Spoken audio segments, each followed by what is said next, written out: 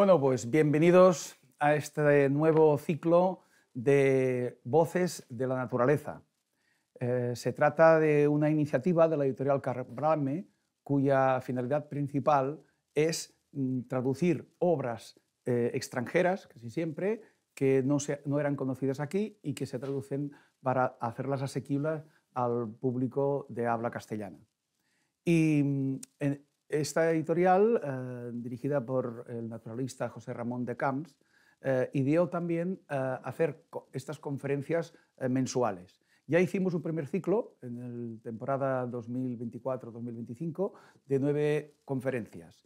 Y se habló de todo, de ecología, de comportamiento, de migraciones, de patrimonio natural, que esperamos que sirva esta divulgación para que se conserve y las generaciones futuras puedan disfrutar del que todavía tenemos. Se hablaron en este primer ciclo de aves, de mariposas, de otros insectos, de metamorfosis, de dinosaurios, de microbios. Bueno, se habló de un montón de temas relacionados con siempre el mundo natural.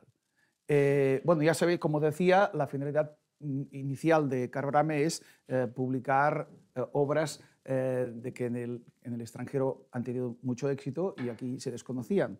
La última publicación es esta, Necrofauna, títulos un poco, pero habla de la ciencia y de la ética y de los riesgos de la desextinción, es decir, la recuperación, que hoy en día se habla tanto de especies extinguidas. Es la última aportación, aparte de las que podéis ver también aquí, y comentamos especialmente el que ya salió hace un tiempo, El mundo en invierno, porque estamos empezando el invierno, y explica de manera muy amena, interesante, todas las estrategias que utilizan los distintos grupos de animales para adaptarse a las bajas o bajísimas temperaturas, ¿no? Desde los insectos hasta las ardillas voladoras, los osos, en fin, habla de todo y es curiosísimo porque muchas de las cosas son desconocidas, cómo hacen los animales para pasar el duro invierno. Bien, y entonces este ciclo nuevo, el segundo ciclo que inauguramos con la conferencia de hoy, ya estamos preparando las de los meses próximos, va a hablar de la naturaleza de Cuba. Me han escogido para hacerla porque llevo unos 30 años yendo allí. Para los que no me conozcáis, pues bueno, soy biólogo, doctor en ecología y evolución, profesionalmente soy fotógrafo, colaborador intenso de Nikon, probando cámaras y objetivos y todo, profesor, autor de diversos libros, asesor científico en National Geographic y guía de viajes fotográficos. Bueno, vamos a hablar de la naturaleza de Cuba. Bueno, agradezco a Carbrame que me haya dado la ocasión de poder explicar mis experiencias naturalistas allí. Y voy a pasar un montón de imágenes, una súper selección. Y también agradezco a Victoria Gracia y a Pera Rivas que me han dejado 4 fotos que aparecerán también entre la serie que veréis. Bueno, como digo, va de naturaleza, pero nada, quiero hacer una pincelada de 2 minutos sobre la cultura y la sociedad cubana, que está muy entroncada con la nuestra. Por ejemplo, bueno, no solo por la lengua, que nos permite comunicarnos directamente, a diferencia de lo que ocurre con otros países, pero además con el dialecto tan especial, tan curioso que tienen, que hablan cubano, ¿no? Por ejemplo, tenemos muchas raíces comunes, se nota en la arquitectura colonial, por supuesto, aunque en algunos casos está un poco deteriorada. Tienen, por ejemplo, esta es la Fuente de Canaletas, en un parque dedicado a Barcelona. Ha habido, ya digo, hay muchos artistas. Es el país también de las colas, hay que decirlo, pero la gente es muy alegre, se dejan fotografiar perfectamente. Encontraréis como un retroceso en el tiempo, porque aquí, por ejemplo, veis un fotógrafo que dice su imagen al instante, ¿no? Dice, hace la foto de una cámara de placas, de 9×12, y dice, en una hora lo tiene lista la fotografía, ¿no? Así que ya veis que también podemos retroceder en el tiempo con los coches que veis de los años 50 y 60, y la cuestión del transporte es muy divertida, con raros artilugios como los cocotaxis, un poco inestables, en fin. es muy divertido. Luego está el deporte de la pelota, que para ellos no es el fútbol, el deporte nacional es el béisbol, que ellos le llaman la pelota, y podéis verlo cómo lo practican en todas partes.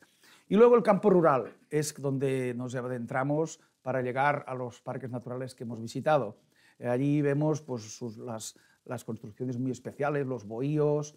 La gente es extremadamente amable, es lo mejor, vamos, todo el mundo lo dice, se dejan fotografiar, te explican perfectamente todo lo que hacen, se colocan incluso.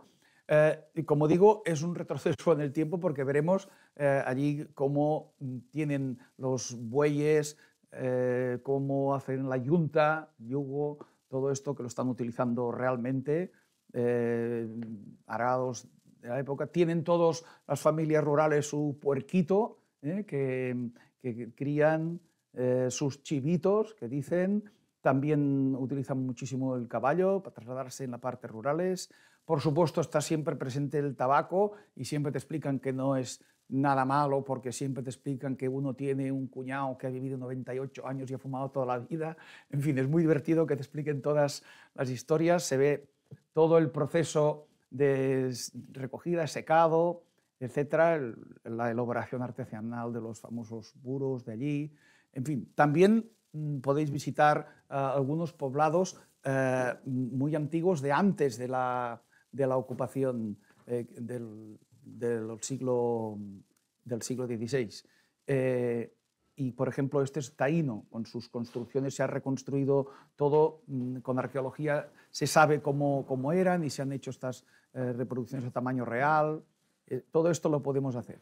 Pero vamos a ir al tema principal de la conferencia de hoy, que es el de la naturaleza. Entonces, empezamos con un poco centrarnos, porque seguro que todos habéis visto muchas veces la isla de Cuba, y tenemos la idea de que es una pequeñita isla que está allí en el Caribe, al lado, como siempre lo hemos visto en el mapa, al lado de Norteamérica, y decimos, pues mira, una islita que hay allí. De pequeña nada, tiene más de 100.000 kilómetros cuadrados, pero eso no os dirá mucho, es la mayor de las Antillas, y lo que sí os puede referir es que son 1.250 kilómetros de punta a punta. Esto es como, para que os situéis, de Valencia hasta la costa portuguesa, ¿vale? Pues eso, el doble. Eso es Cuba. Por lo tanto, para trasladarse de un sitio a otro, tiene que conocerse este extremo. Ya que no es muy fácil. Además, allí ya te dicen de una manera muy jocosa que los kilómetros cubanos tienen 2.000 metros por lo menos, porque la verdad es que es bastante difícil de circular por diversos motivos de baches, etc. Bueno, el caso es que, además, como tiene el perfil de la isla muy ondulado, muy quebrado, entre esto y que tiene 4.000 islas, islotes, cayos y de todo, resulta que la longitud de su costa es 6.000 kilómetros. Así que es algo que influye mucho. En cambio, no es muy alta. El pico más alto es el Turquino, que no llega ni a 2.000 metros, pero en cuanto a extensión es enorme. Bien, en cuanto a la vegetación, bueno, tenemos las pozas del litoral. En el litoral podemos encontrar todo tipo de accidentes geográficos.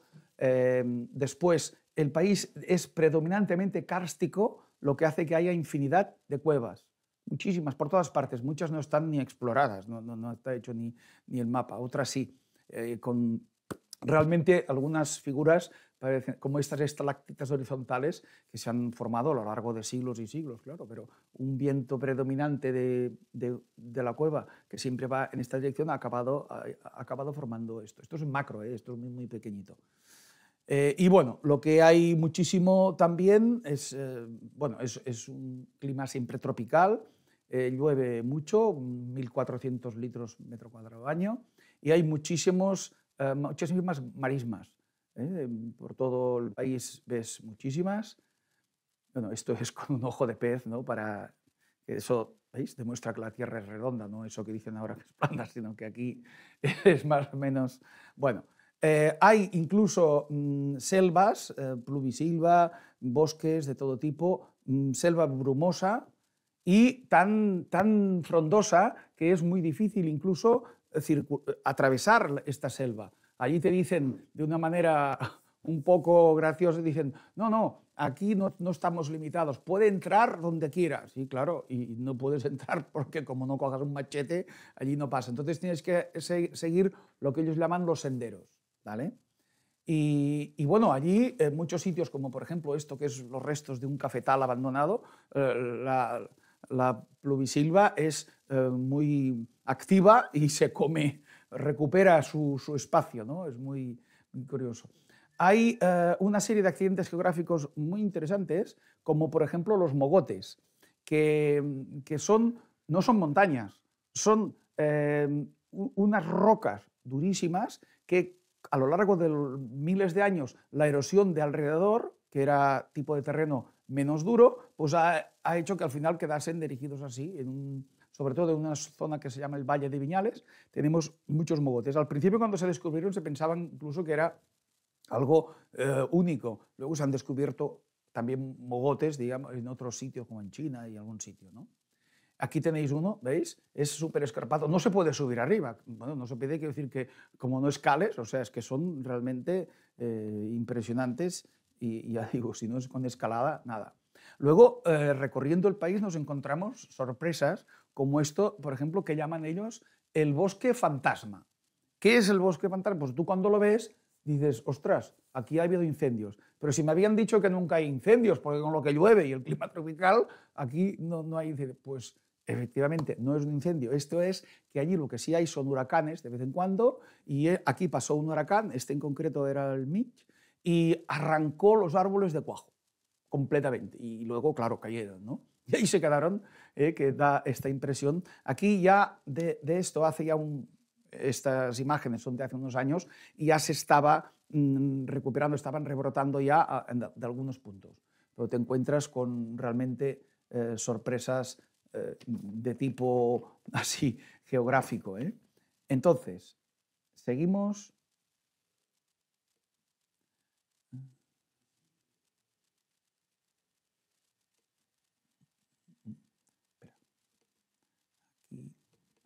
A ver, ¿qué nos encontramos allí? Bueno, de plantas, todo tipo de plantas. Uy, se ha ido. Espera. Ahora. Sí, vale. Pues bueno, por supuesto, todo tipo de hongos, diversos, algunos enormes. Por supuesto, plantas acuáticas, todas las que quieras, nenúfares, en fin, como decía que hay muchas marismas, ¿no? Estos son las selvas brumosas que nos encontramos, que cuando estás allí te piensas que estás en el Amazonas. Claro, es más pequeño, pero cuando estás tú ahí te parece que es lo mismo. Hay los árboles esos típicos de la selva con sus contrafuertes para soportar la enorme altura.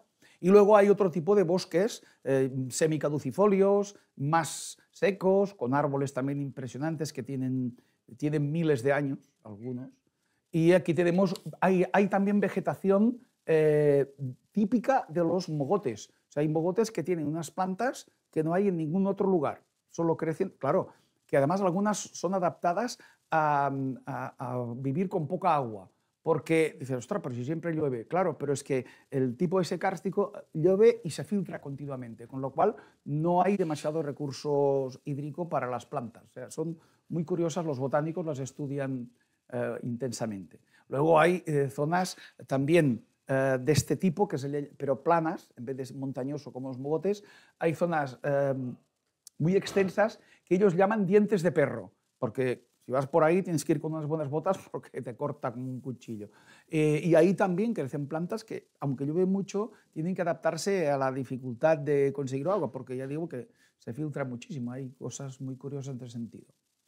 También hay plantas parásitas, como estas, que se extienden por encima de otras plantas y se alimentan directamente, plantas parásitas. Hay también hay algunas zonas, algunos puntos de Cuba, sobre todo del extremo sudoriental, que son realmente secas. Hay algunos sitios que realmente es que no llueve. casi, bueno, muy poco, ¿no? Entonces, pues hay cactáceas, hay plantas que son realmente muy adaptadas a vivir con poca agua, y bueno, flores, pues hay infinidad. Allí está la flora nacional, que son las orquídeas, que te puedes encontrar por todo el país, infinita variedad de zapatitos de la reina, que llaman, bueno, muchísimas. Hay bromelias epífitas, es decir, que viven sobre otras plantas y también sobre lo que pillan, como por ejemplo, estos se llaman curugeis, que están aquí creciendo en los cables eléctricos. ¿Y de qué viven? Viven de lo que diríamos aquí, del aire del cel, ¿no? Porque efectivamente, como siempre hay polvo, pues se acumula el polvo aquí en las hojas, entonces absorben los minerales que necesitan y, por supuesto, el agua, que sí que llueve y queda como una esponja y crece. Y aquí, por ejemplo, están floreciendo. Todo esto son las flores que te puedes encontrar en cualquier lugar, sorpresas de este tipo. Hay, por supuesto, grandes palmerales extensísimos de especies muy distintas de plantas, algunas características por su enorme altura. Cuando lo ves así no lo aprecias, pero cuando ves una persona al lado te das cuenta de lo altas que llegan a ser y aguantan las tormentas y los huracanes perfectamente, es curioso. Y luego otro de los tipos de vegetación que hay son los manglares. Manglares que hay muchísimos por todo el país, los hay siempre son de suelos salinos y que otras plantas no soportan tanta salinidad, pero que los manglares están adaptados a ello y como viven en terrenos salinos siempre inundados. Entonces, si siempre están inundados, ¿cómo se lo hacen para respirar? Pues las raíces sobresalen. Es la manera en que tienen para respirar, si no se pudrirían. O sea, es la forma que los manglares se adaptan. Estos que vemos son siempre salino, pero del litoral un poquito interior. En cambio, hay otros como estos que son absolutamente litoral exterior, tocando completamente el mar, aguantando las mareas y todo. ¿Veis? Aquí se ve perfectamente a dónde llega la marea. Y luego hay adaptadas a los terrenos arenosos, las famosas playas, ¿no? Pero por las zonas que vamos de parques naturales os puedo asegurar que no veréis estamos acostumbrados a ver playas de Cuba llenas de turistas, pues allí donde vamos nosotros, o sea, no hay. Es un mundo muy desconocido por todos los turistas que desconocen lo que es la Cuba profunda y la naturaleza que hay. Hay efectivamente muchas playas, totalmente desérticas siempre, y aquí crecen incluso unos bosques que se llaman en este caso de uva caleta. Se llama así porque el fruto recuerda un poco la uva. Son especies que viven, vamos, en el litoral, casi dentro del agua, ¿no? Ya veis, adaptado a ese tipo de suelos arenosos. Bien, esto en cuanto a los tipos de vegetación, que ya veis que son muy diversos. Son tan diversos porque primero porque la isla es muy grande, ¿vale? La isla es muy grande y además está fragmentada, está muy fragmentada. Y además hay muchos tipos de terrenos, muchos tipos de clima, el efecto del mar, ya veis, por eso hay tantos tipos de vegetación.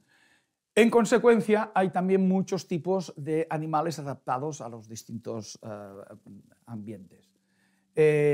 Por ejemplo,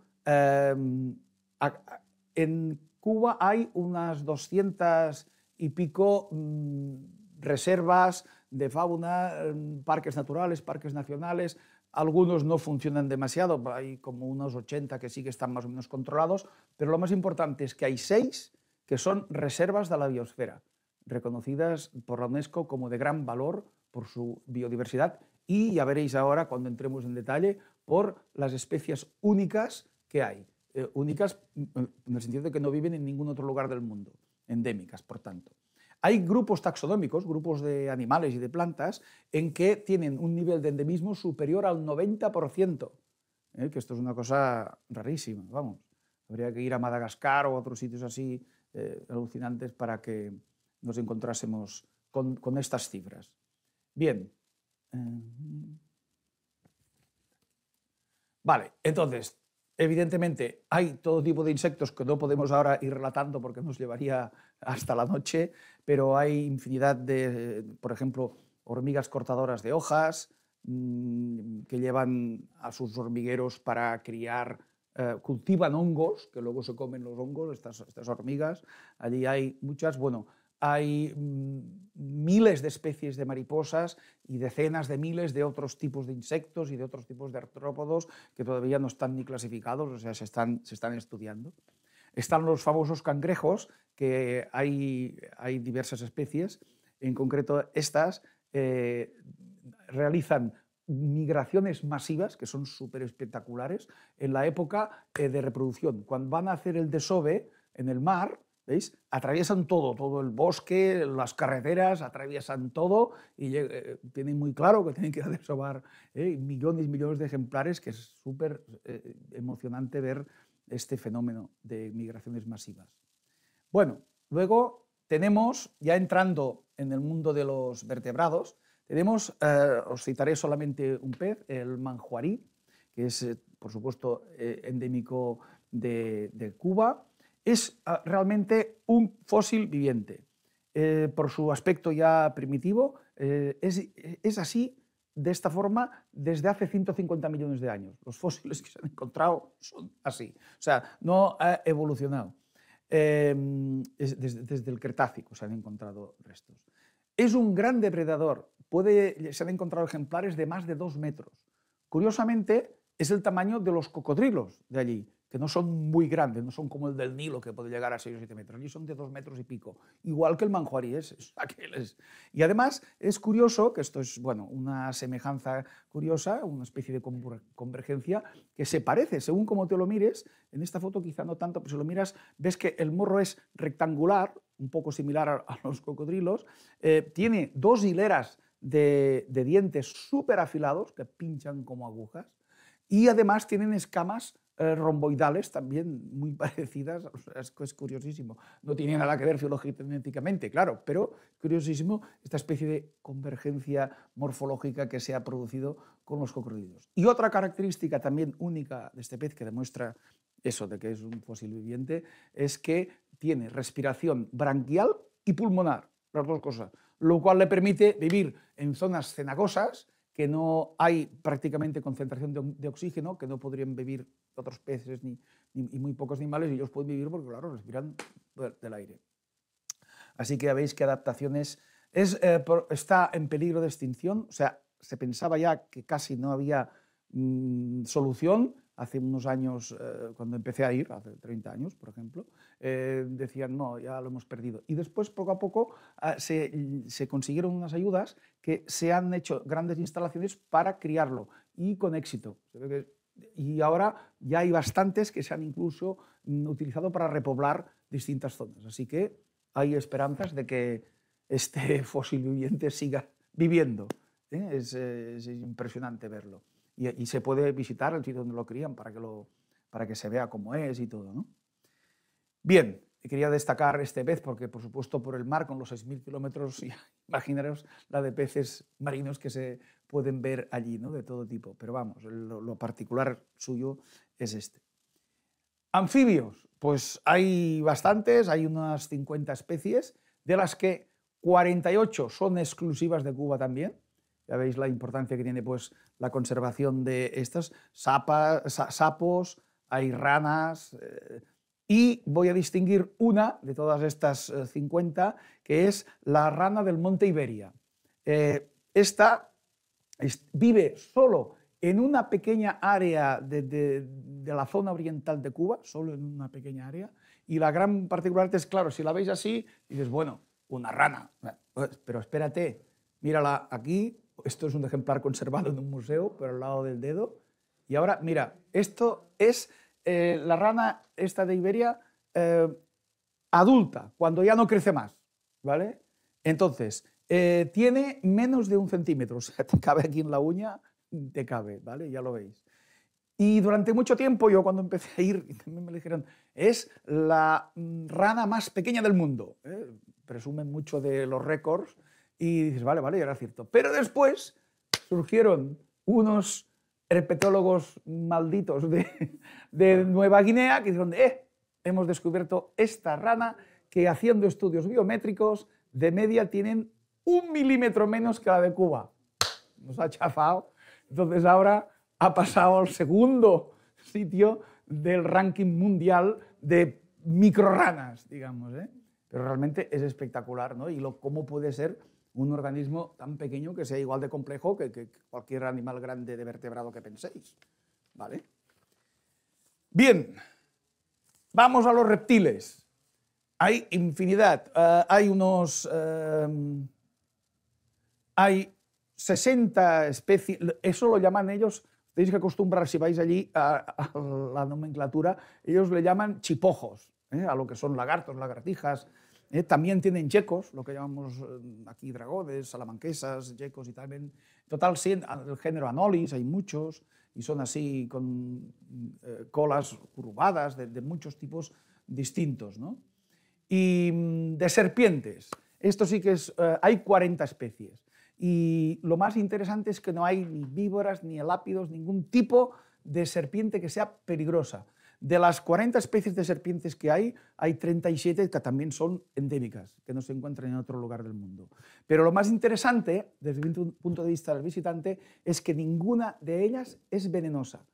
Hay una que sí tiene una saliva tóxica, pero es lo que ellos llaman el juguito, que es pequeñito, que cuando lo veáis, en fin, es algo que es muy inofensivo. Utiliza esta saliva tóxica para cuando sus pequeñas presas pues les inyecta pero para el hombre es totalmente inofensivo. Es decir, que podéis circular tranquilamente viendo serpientes en Cuba, acercándolas, fotografiándolas a un palmo, podéis hacer lo que queráis. Y eso creo que no se puede decir de ningún otro país, ni de Norteamérica, ni Centroamérica, ni Sudamérica. En todas partes hay serpientes que realmente son muy peligrosas y que todos los años producen accidentes mortales. Entonces aquí es una de las grandes ventajas que podemos tener. La mayor de todas las serpientes es lo que llaman el majá de Santa María, que es una boa, pero pequeña, pequeñísima, que los niños juegan ahí. O sea, no tiene tampoco no tiene veneno ni nada, es una boa. En fin.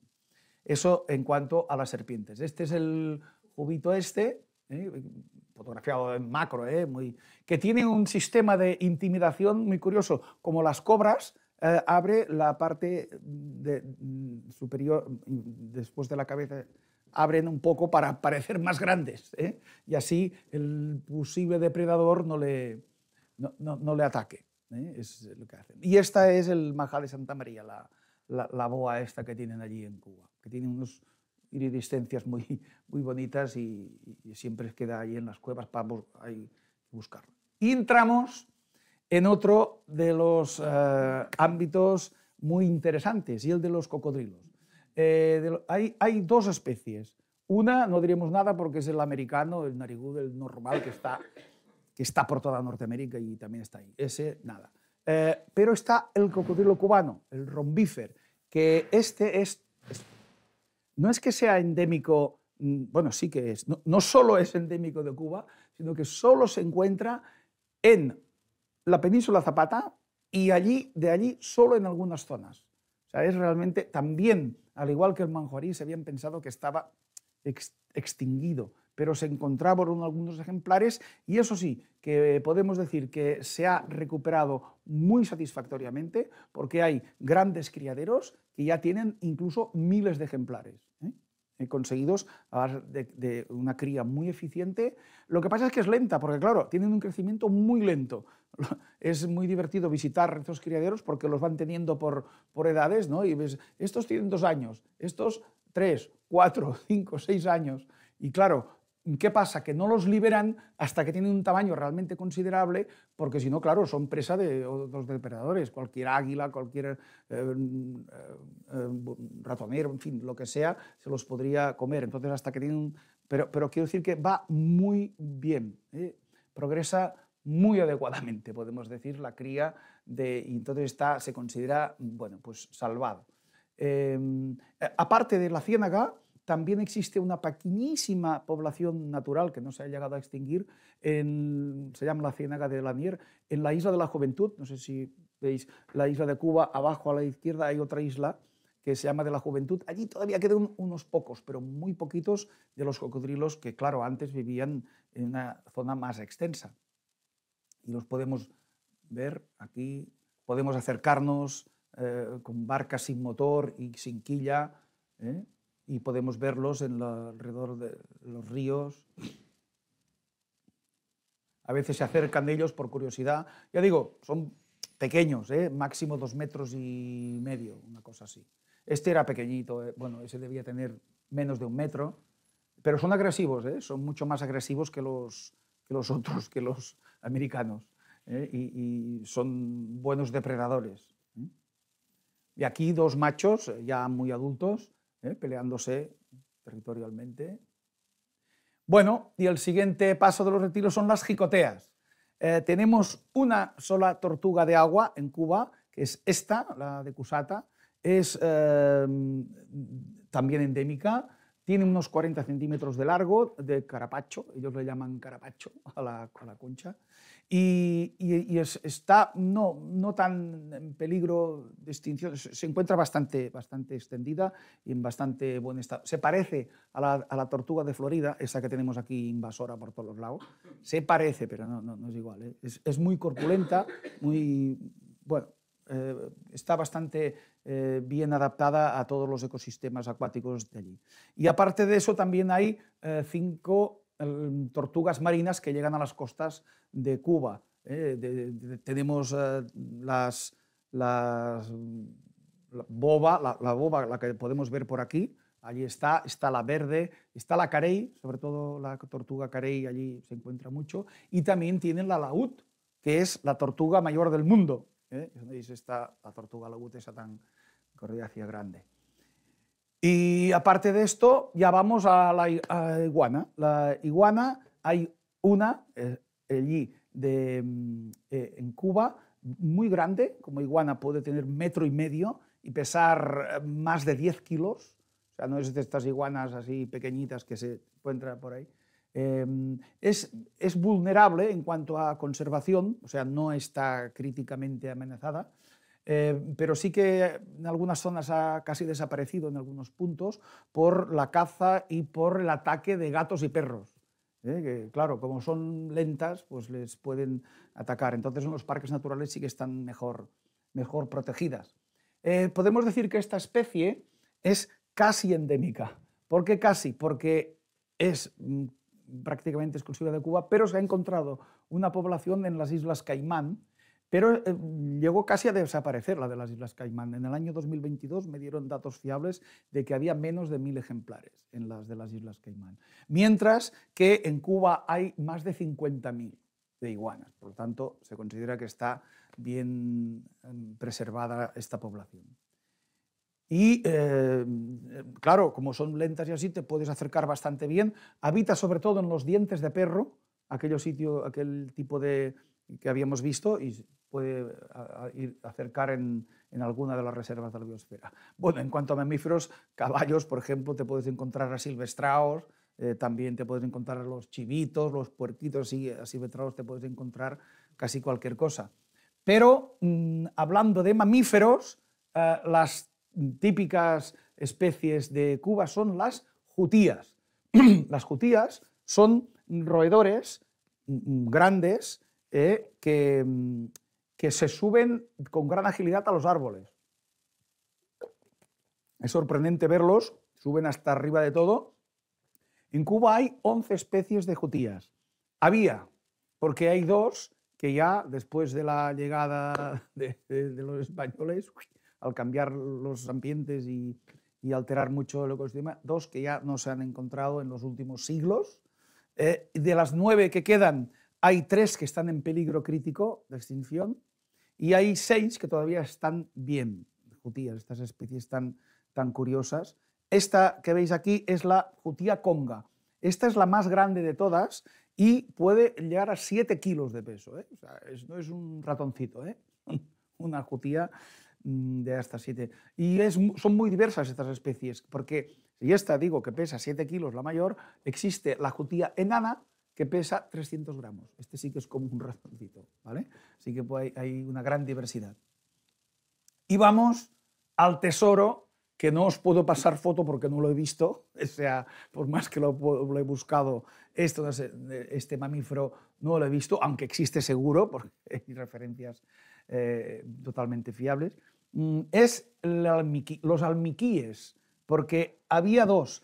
¿Qué son los almiquíes, estos mamíferos? Son pequeños insectívoros, algo así, para entendernos, como las musarañas de aquí, más o menos, pero más grandes, y son muy primitivos. Tienen el cráneo muy ancestral, las patas muy cortas, tienen un metabolismo muy lento, curiosamente. En fin, eso también se considera un fósil viviente. Ya veis también el aspecto curioso que tienen, ¿no? Había dos especies de almiquíes, que son de los más raros del mundo. Los dos eran ya, entonces, de los más raros del mundo. El occidental, el almiquí occidental, ya no existe, está completamente extinguido, seguro. En cambio, el oriental todavía quedan, está en peligro crítico de extinción, pero todavía quedan. Puede llegar hasta casi 1 kilo de peso y puede llegar a tener medio metro de largo. Y tiene una gran particularidad. Es uno de los poquísimos mamíferos del mundo que es venenoso. No quiere decir que sea peligroso, pero es venenoso para sus presas. Tiene efectivamente unas glándulas que secretan una saliva tóxica que se canaliza por los incisivos inferiores. Entonces, cuando caza una presa, pues le útil. Pero es curiosísimo, uno de los poquísimos mamíferos venenosos. Pero no es nada peligroso, además es muy huidizo, siempre estaba bajo tierra, la hojarasca, en fin. Esperemos que las medidas que se toman en un futuro podamos seguir viendo a este rarísimo animal fósil viviente refugiándose torpemente, que camina así de manera muy ondulada y muy torpe, refugiándose en la hojarasca del cielo.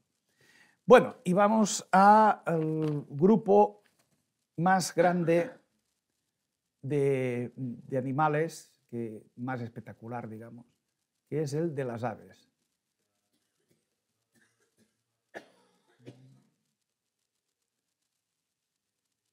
Bueno, entonces, en cuanto a las aves, hay más de 400 especies, entre residentes, migradoras, ocasionales, etc. Y hay casi 30 que son endémicas de allí. Eso es mucho por animales que tengan un vuelo activo, que haya casi 30 que están ahí. Bueno, hay todo tipo de aves, rapaces, nocturnas, el mochuelo de allí que le llaman sijú, platanero, y aparte también hay rapaces diurnas, cernícalos, como esta pareja. Hay, por supuesto, paseriformes infinidad, como esta reineta. Y después del grupo de los citácidos, había 3, como siempre tenemos que relatar que por desgracia el guacamayo cubano ha desapareció ya, está extinto. De los 3 que había, el guacamayo desaparecido.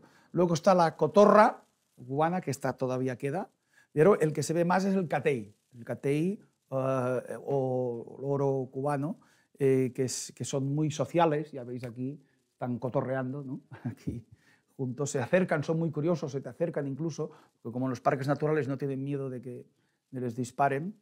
Hay infinidad de aves acuáticas, no iremos aquí relatando tantos nombres, porque si no acabaríamos. Las garcetas. Alguna especie coincide con la fauna de aquí, como garceta grande o blanca, bueno, y muchas especies. Y luego, por ejemplo, el arriero es como un cuco de aquí, o como un críalo, pero muy grande, es enorme. Y aquí, por ejemplo, lo veíamos nervioso, que iba de un sitio al otro, no sabíamos qué hacía, picoteando y tal, y por fin lo vimos. Es que estaba pillando orugas. Esto es una oruga de mariposa que el tío se está zampando. Así que es muy espectacular. Y entrando en los grupos, en el último bloque, vamos a citar algunas aves que están en peligro de extinción, como por ejemplo, hay 5 especies de aves que están en peligro crítico. Una es el pitirre gigante, que es un tiránido igual que este, que ya hace mucho tiempo que apenas se ve, muy raro. El otro es el gavilán de Gunlach, parecido a este. El otro es el milano cubano, con un búteo como este. Y luego tenemos el grupo de los carpinteros, que esto en Cuba hay varias especies que están perfectamente adaptadas y sin ningún peligro, pero hay dos. El carpintero de Fernandina, que yo no lo he visto, o sea, existe todavía, pero muy pocos. Y luego está el famoso carpintero real cubano, que el campesinos principales, ya se considera extinguido, porque las últimas referencias fiables son del 1987. Y desde entonces ahora no se ha visto nunca. Así que de las 5 estas en peligro crítico, creo que ya solo quedan 4. Aunque bueno, nunca se sabe, porque ya digo, hay algunos bosques profundos, muy frondosos, que a veces han surgido la sorpresa. Pero picos carpinteros veréis en todas partes de Cuba, que hay varias especies, el jabado, el rojo, tal. Este es en honor al que se pueda considerar extinguido. Y cuando encuentras mira, este es uno muy divertido, siempre está comiendo polen y néctar de las flores. Y cuando ves uno que le localizas el nido, ya tienes el chollo, porque ahí seguro que va a ir a buscar un insecto, lo pilla y lo va a entrar para alimentar a los polluelos. Y al cabo de un momento espérate y verás cómo sale, y al cabo de unos minutos volverá con otro insecto que ha pillado y lo alimentará. Así que te estás ahí un rato y tienes la garantía de que irás haciendo muchas fotos. Y si está un rato que no sale, ya sabes, le dan unos golpes en el tronco y saca la cabeza, ¿qué pasa? O sea que es divertidísimo, como si llamaras a la puerta y dice, ¿qué quieres? Y aquí estaba lloviendo y en cambio pues mira, salió aquí. Los carpinteros cubanos, vamos, son un tesoro de la ornitofauna de allí. Bueno, otra especie que coincide aquí, la garza real, que aquí la podemos pillar emprendiendo el vuelo. Aquí en vista ventral, lateral, dorsal. Y bueno, luego los flamencos allí tienen un color intensísimo, además. Hay por todas partes, nos podemos acercar siempre en barcas sin motor y sin quilla para poderte llegar hasta el punto interesante. Allí, ¿veis qué colores tan intensos? Mucho más que... Y claro, dependen, como allí comen, sabéis que esta pigmentación es adquirida por la alimentación, mirad qué colores tan intensos adquieren el plumaje y se dejan acercar, mira, o sea, no tienen ningún miedo. Luego están los pelícanos, que hay muchos también por todas partes y podéis verlos cómo se tiran pescando. Es muy fácil de fotografiar porque son muy patosos cuando emprenden el vuelo, y podéis irlos fotografiando y luego ver cómo se tiran. Y luego también cuando vas a los dormideros, como por ejemplo este, que está llegando aquí, y parece que el del piso de abajo no está de acuerdo con que se le ponga el de arriba, y el otro de arriba dice, no, yo me quedo aquí. Empieza una discusión entre pelícanos. Como yo no domino el lenguaje de pelícanos, no sé lo que se decían, pero bueno, al final el de abajo se tuvo que conformar y se pasaron la noche de esta forma.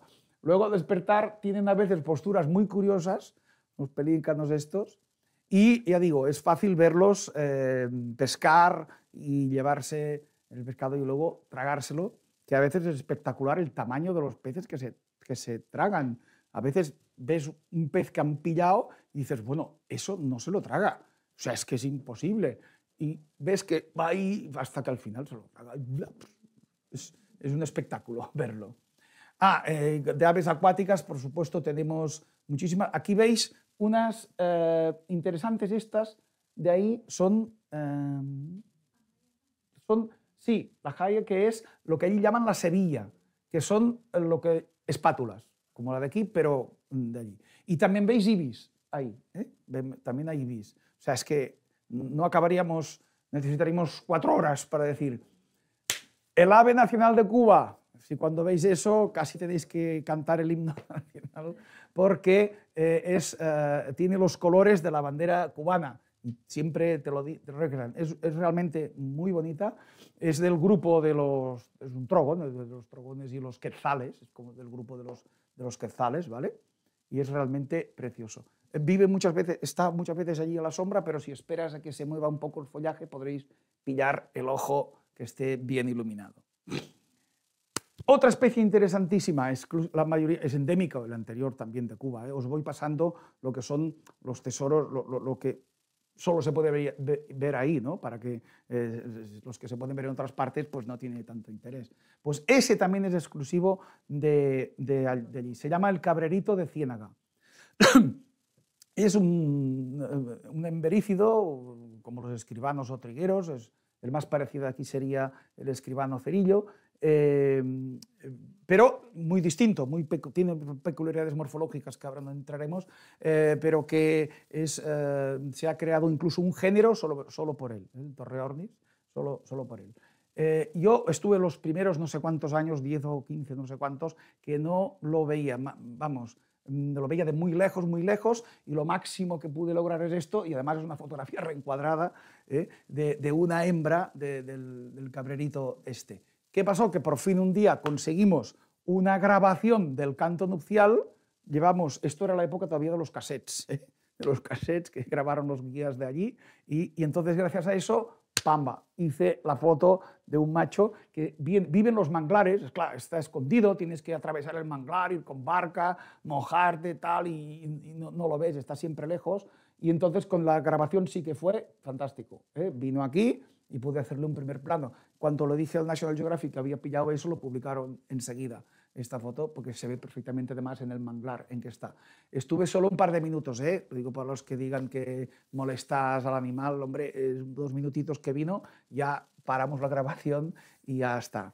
Ya digo, es una especie muy, muy interesante. Y vamos a otra, no menos interesante, la Ferminia, que inicialmente allí la llamaban el cucarachero de Zapata.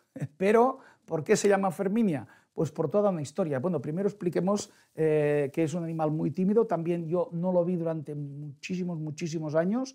¿Por qué? Porque no vuela normalmente. Sí que puede volar, pero él camina por las zonas cenagosas, pantanosas, en manglares, ¿veis? Eso también es un manglar. Y claro, es dificilísimo. Más bien se oye que cuando ibas con un guardia decía, mira, esta es la Ferminia. Digo, sí, vale, ¿y dónde está? Ah, está por ahí. Y, en fin, siempre cuando llegaba se iba, y entonces estaba para allá y luego para allá, y no había manera. Está en peligro de extinción, porque solo vive en un punto de la península Zapata. Solo un punto, allí vive. Y ahí está en peligro porque se considera que solo hay unos 1000 ejemplares. Unos 1000 ejemplares. Entonces, cuando lo mismo, lo pude ver con una grabación también de su canto de un guía de allí. Y entonces vino el macho, un macho, y cantando. Me estaba cantando a mí, claro, ¿veis? Aquí, directamente enfrentado. ¿Tú qué haces aquí? Me estaba diciendo que este es mi territorio, ¿no? Entonces yo le hice unas pocas fotos que cuando lo comenté aquí a los de Lynx, enseguida dijeron, ¿tienes foto de la Ferminia? Las mandé, y entonces me dijeron, vale, se publica en el Handbook of the Birds of the World. Digo, ay, qué bien, que es la mejor. Dice, no es la mejor, es la única que todos los ornitólogos del mundo nos han enviado, y nadie ha enviado una foto de esta especie. Así que está ahí en el Handbook. Ah, espera, que tengo que explicar otra cosa. ¿Por qué se llama Ferminia? Pues inicialmente era el cucarachero, ese Zapata que decía, pero resulta que la describió un valenciano que se llamaba Fermín Zanón Cervera. Y él lo describió con un dibujo, claro, hace muchísimo tiempo hizo un dibujo, pero parece que al principio los colegas no le hicieron caso, dijeron, ¿eso que has dibujado qué es? A ver, está allí y tal. Fue algún ornitólogo, no lo vio y dijo, ese tío pues, ha pintado aquí lo que ha querido. Y al cabo de mucho tiempo, como el pobre hombre se había muerto y tal, entonces alguien tuvo la casualidad, porque claro, tú ibas por Cuba y no está. Porque ya digo, esto es como si dijeras, sí, vive en la península ibérica, vale, pero solamente, por ejemplo, en el Montseny, y punto. Y claro, como no des la casualidad de que vayas por el Montseny, no lo pilla. Pues allí es lo mismo. ¿Qué pasó? Pues que al final uno hizo una fotografía y dijo, ostras, el Fermín ese tenía razón. Y entonces lo describieron, le hicieron también un género para él, que le llamaron Ferminia, en honor a Fermín, y encima, como solo hay esta especie, que no hay ninguna más del género, le pusieron Cerverai. O sea, se llama Ferminia Cerverai en honor de este zoólogo que se llamaba Fermín Zanón Cervera. Yo creo que es el único caso, no sé si hay más, no lo conozco, que una especie, género y especie tengan el nombre de la misma persona. Es curiosísimo, ¿eh? Bueno, pues también describió el cabrerito, también lo describió él, y también la gallineta de Santo Tomás, y después infinidad de insectos. Era un gran naturalista. Bueno, vemos, por supuesto, águilas pescadoras, y luego esto de aquí, que veis, esto que parecen ahí pinzoncitos, no, esto son grandes buitres que están en su dormidero. Es esto. Son buitres, lo que pasa es que se trata no de accipítridos como los de aquí, sino que son buitres del Nuevo Mundo, son auras, allí le llaman auras, ¿no? Es de la familia catártidos, o sea, pero es una convergencia evolutiva que hacen lo mismo, son de morfología muy parecida y de comportamiento muy parecido y de alimentación muy parecida, son los buitres de allí, ¿vale? Y están por todas partes, esta sí que no está en peligro ninguno, porque está por toda Cuba, los ves, por las carreteras, por todas partes, tienen una envergadura espectacular, son enormes, ¿eh? O sea, bueno, no diré que un cóndor, pero ostras, impresiona cuando abren las alas, muy espectaculares. Y aparte de las auras, están las aningas, ya sabéis, en todo el mundo hay solamente la aninga africana y la aninga americana, está aquí, que curiosamente ellos lo llaman pájaro serpiente. Dices, ¿serpiente de qué? Y es interesante porque cuando va por el agua, nada, perfectamente, es acuática, y entonces cuando saca la cabeza, veis que tiene esta forma así, entonces parece que es una serpiente, y cuando llevamos grupos allí siempre hacemos la broma de ¡ojo, que viene una serpiente que viene hacia la barca! Y al principio, hostia, una serpiente, ¿no? Y luego cuando lo miras ves, dices, ostras, sí es un ave, porque solo saca este cuello largo que tienen. Y sí, son enormes, son impresionantes también de ver y poder fotografiar. Luego vamos a uno de los tesoros también de la ornitofauna cubana, que es el cartacuba, llaman así. Se trata de una de las 5 especies que hay del género Todus y de la familia de los seguro que Todidae, ninguno habrá oído hablar de vosotros de los Todidae, porque no es que no sea de aquí, es que es una familia que solo vive allí en zona del Caribe. Esta es una de los 5 de la familia, y está en muchas zonas de Cuba, es bastante frecuente, y podemos, al ser frecuente y tener un colorido tan bonito, podemos hacer fotos buenas, sobre todo desde que salió aquí el momento en que emprende el vuelo, en que despega, que es pequeñísimo, es pequeñísimo, entonces es como los paseriformes pequeños de aquí, que de golpe emprenden el vuelo, no tienes tiempo de apretar el disparador. Desde que salieron las Nikon, por ejemplo, Z8, que tuve, entonces pude empezar a hacer esta foto. Si no, 30 años no había hecho nunca esta foto, porque cuando tú apretas el botón ya no está, pero el sistema este de pre-shooter lo que hace es que puedas captar la fotografía previa al botón de disparo. Que esto sería más largo de explicar, pero es algo que permiten algunas cámaras mirrorless modernas. Y ahí podemos hacer estas fotos espectaculares. Y por fin, la última especie que comentamos es lo que sí, que llaman el tesoro de la fauna cubana, que es el ave, ellos le llaman el sunsuncito. ¿Por qué? Porque siempre hay muchos nombres diminutivos ahí. El sunsuncito porque hace, o sea, hace como un zumbido, es un zumbido, que es eso que os he dado aquí de esta fotocopia, está dedicada a esta especie. ¿Qué tiene de particular? Pues sencillamente es el ave más pequeña del mundo. Y ahora sí que no ha salido nadie en ningún lado para decir que hay uno más pequeño. No, es la más pequeña del mundo porque la veis aquí. Y claro, esto está hecho en plan macro, de muy cerca, ¿no? Mirad, este es el macho en plena exhibición colorida de su librea nupcial. Pues bien, esto pesa, cuando es adulto y ha crecido todo lo que podía crecer, 1 gramo y unas décimas. Eso es lo que pesa, ¿vale? Y esto conteniendo, digamos, la gran complejidad morfológica y fisiológica que puede ser tan compleja como la de una ballena azul, que pesa 70.000 kilos, o sea, es decir, que tiene 70 millones de veces más materia que y este pues espabila con 1 gramo y pico. Y tiene un metabolismo súper acelerado porque ya sabéis que al haber muy poco volumen, la pérdida de calor es muy grande. Si tenemos un cuerpo grande, la relación superficie-volumen es pequeña. Cuando el animal es muy pequeño, la relación superficie-volumen es muy grande y pierde mucho. Entonces tienen que estar continuamente sorbiendo el néctar, que es muy energético, el néctar, muy azucarado, y le da energía para seguir volando. Y porque, claro, no para. Ahora lo vemos así porque está hecho con alta velocidad y se ha congelado el movimiento del ala, para que lo veáis. Pero si se hace a velocidad normal, mira, aquí está quieto sorbiendo y en cambio las alas ni se ven, porque la frecuencia de batido es enorme, y tiene lo que se llama un vuelo estático. Se hace o sea, por todas partes, y liba, va y tal. Y tiene que estar continuamente comiendo, porque si no quedaría, vamos, digamos, desnutrido, no tendría energía para... Y de noche queda como, parece como hibernando. De noche está absolutamente quieto para no gastar energía y cuando salen los primeros rayos del sol va a comer enseguida. Entonces es muy fácil de localizar porque se encuentra en bastantes sitios, porque si conoces los árboles de las flores que liba, que absorbe el néctar, lo tienes seguro. Y cuando llevo grupos fotográficos ahí siempre les hago la broma que estamos haciendo fotos y digo, mira, ahora id a hacer fotos a las aves que hay en aquel árbol. Entonces van para allá y llegan y dicen, ¿qué aves? Las aves que hay en este árbol, pero si aquí no hay aves, claro, van con su teleobjetivo, están unos pocos metros, y ¿qué aves? Si aquí no vemos ninguna ave.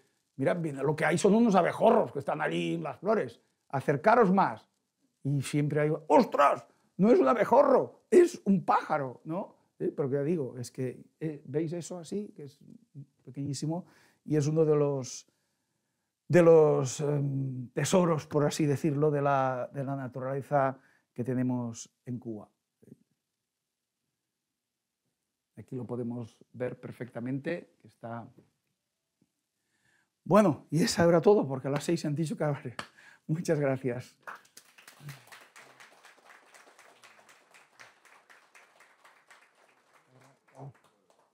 ¿Hay alguna pregunta? ¿Tenemos tiempo para alguna mini pregunta? Vale. ¿Quién quiere hacer alguna? ¿Te ha gustado? Bueno, gracias. Sí, sí, sí. Dime. Nada. Debe tener 3 o una cosa así, muy, muy, muy, muy pequeño. Sí, sí. ¿Lo ves? Dicen que lo mires. Sí. Si no, no lo ves. Si no, no lo ves. ¿Perdona? Tocororo. Tocororo. Tocororo. Dime. Albert, en este caso el Sunsun es lo mismo que hay en otros países. No, ojo, el sunsun es otro. Este es el sunsuncito. El sunsun es otro que es de color verde, que es el esmeralda, que es más grande, tan grande que a lo mejor tiene 2 gramos. No, no. No, es un colibrí. Es un colibrí. Sí, lo que pasa es que no hay ninguno colibrí de los otros que sea tan pequeño como este. Esta es la particularidad del sunsuncito. De colibrí, sí. Sí, sí. Sí, hay muchos colibríes por toda América. Fuerte. Hiperturístico, Varadero. Sí. Bueno, la gente, el 99,9% de turistas que van a Cuba van a La Habana, Varadero, Santiago y algún otro, pero ignoran completamente la naturaleza que hay en la Cuba profunda. Todavía es la hora, en 30 años, que me tengo que encontrar a alguien en un parque natural. Nunca. Eso es buenísimo. Eso es buenísimo por 2 aspectos. Uno, por la fauna y flora que vive allí, porque no hay nadie que les moleste. Y es bueno para el naturalista porque te encuentras en plena naturaleza y no te encuentras ningún turista. Mientras siga siendo así, vale la pena. Pero se ve que es famoso por los icacos, que no sé si es lo mismo que esta uva que decía. La uva caleta. No, el icaco es otra cosa. Es otra cosa, sí. Otra planta. Sí. Bueno, es que hay muchísimas. Yo, en el tiempo que me han dado, he hecho una pincelada. Allí se ve muchísimas más cosas. Y el trabajo que he tenido es seleccionar las fotos para poder ver las que pudiese proyectar aquí en esta horita Exacto. ¿Más preguntas? Dime. ¿Felinos? No. Ahí no. Todos los mamíferos más importantes son los que te he comentado, las cutías. Bueno, creo que hay uno en Dominicana también, o está extinguido también. No, en la República Dominicana no lo sé. Yo estuve en la República Dominicana este año y no me dijeron nada de almequís, ¿eh? Sí, hombre, las musarañas de aquí, el Suncus etruscus pesa un gramo, y este medio metro y pesa 1 kilo. No, se ha separado de los demás mamíferos placentarios hace millones, decenas de millones de años. Sí, los almiquíes son algo filogenético, el cráneo es también único, bueno, son detalles morfológicos que no he querido aburrir técnicos, pero que es muy distinto a todos los demás. Bueno, el hecho de que sea venenoso, para decirte que es venenoso, ¿cuántos mamíferos venenosos conoces? Muy pocos. Sí. Sí, muy pocos. Algunas. Sí. ¿Hay alguna pregunta no hay del chat? ¿Todo ha quedado claro? ¿O no habéis entendido nada? Una de dos. Dime. ¿Te ha gustado? Dilo en castellano porque están oyendo de todas partes, perdona. Ah, gracias.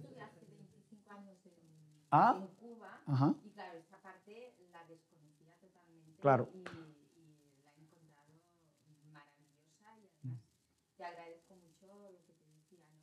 Lo ameno que has hecho, Bueno, la gracias. charla y además también muy asequible a todo el mundo. Sí, procuramos que sea. Gracias. Te doy las gracias, Albert. Muy bien.